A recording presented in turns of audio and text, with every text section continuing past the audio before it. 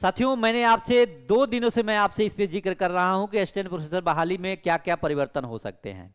और आज आप लोगों को देखने को मिला होगा, जो भी परिवर्तन मैंने 2 दिन पहले बताया था वही सेम हूबहू परिवर्तन आप लोगों के बीच में आज आ गया। और आपको पता है 1 जुलाई से ये नियमावली जारी हो गई है और ये लागू हो गया है। अब बहुत जल्द आप लोगों के बीच में बहाली होने जा रही है, तो इसके लिए आप लोग सब लोग तैयार रहिए। कहीं से कोई दुविधा में मत रहिएगा, किसी के बहकावे में मत आइएगा। 200 अंकों की परीक्षा होगी, 200 अंकों की परीक्षा होगी, जिसमें 175 अंक आपको लिखना होगा। 3 घंटे में लिखना होगा। जी हां, मैं फिर कह रहा हूं, 3 घंटे में 200 अंकों की परीक्षा में 175 अंक लिखना होगा। और कल मैंने बताया था कि 25 अंकों की जो होगी साक्षात्कार होगी, जिसमें 13 अंक का आपका टीचिंग स्किल होगा, जिसको सामने जो मेंबर होंगे उनके सामने, इंटरव्यू मेंबर के सामने आपको पढ़ा करके बताना होगा, डेमो दिखाना होगा कि आपकी पढ़ाने का स्किल कैसा है। और 12 अंक का जो होगा आपका लैंग्वेज, जो आपका संवाद होगा, जो आप उनसे बातें करेंगे, बॉडी लैंग्वेज होगा कि आप कैसे उनको डील करते हैं, कैसे आप उनको संतुष्ट करते हैं। यह है आपकी नियमावली। और मैं लगातार आपसे एक बात का जिक्र करता हूं कि कहीं से कोई भी दिक्कत में मत रहिए।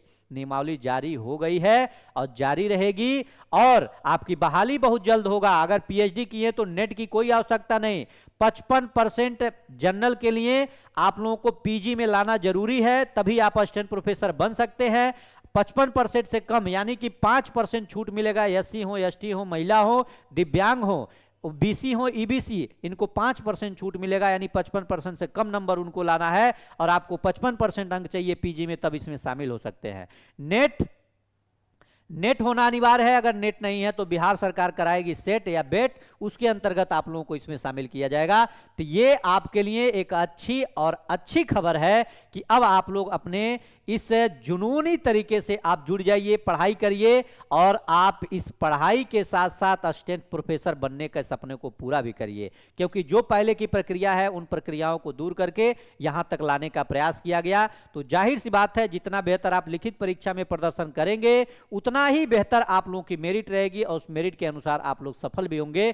तो इससे बेहतर कुछ नहीं हो सकता। सामने टीआरई 4 है, उसके साथ साथ आप लोगों की ये भी बहाली है। तो अगर टीआरई 4 में आप तैयारी कर रहे हैं तो अपने सब्जेक्ट पे पकड़ बनाएंगे, वही सब्जेक्ट का पकड़ आपको इसमें काम करेगा। लेकिन थोड़ा सा आप जेआरएफ लेवल के यानी नेट लेवल पे काम करना होगा, यानी कि थोड़ा सा और संघर्ष करना होगा, थोड़ा डीप में पढ़ना होगा, उसका लाभ आपको मिलेगा और उस लाभ के साथ आप लोग सफलता हासिल करेंगे। बाकी आप जुड़े रहिए और रेगुलर बने रहिए। जो भी अपडेट होगा उस अपडेट के साथ मैं आप लोगों के बीच में रहूंगा, इस बात को ध्यान दीजिएगा। लेकिन हाँ, याद करिए, मैं जो बात कहता हूं वही बात होता है।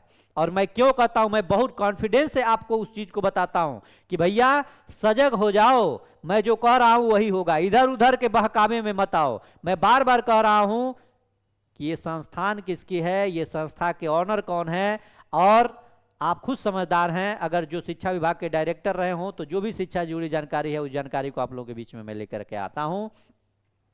और ये जरूरी नहीं है, मैं अपने स्तर से जो भी विभाग में जो भी लोग हैं, जो विभाग में जा सकता हूं, उस विभाग में जाकर के खुद इकट्ठा करता हूं जानकारी, तब आप लोगों के बीच में आता हूं। क्योंकि एक हम लोगों के बीच में जो सामंजस्य है, जो हम लोग एक दूसरे से जुड़े हैं, तो किसी न किसी विश्वास और किसी किसी भरोसे से जुड़े हैं। लगातार कोई चीज अगर हम गलत बोलेंगे तो आप हमसे दूरियां बनाएंगे, और हम भी आपको नहीं दिखेंगे। इसलिए एक होता है, उस चीजों को बनाए रखने के लिए आप लोगों के बीच में अच्छे से, और जो भी बेहतर हो सकता है आपके दैनिक जीवन से, उससे आप लोगों को जुड़ने का मैं प्रयास करता हूं।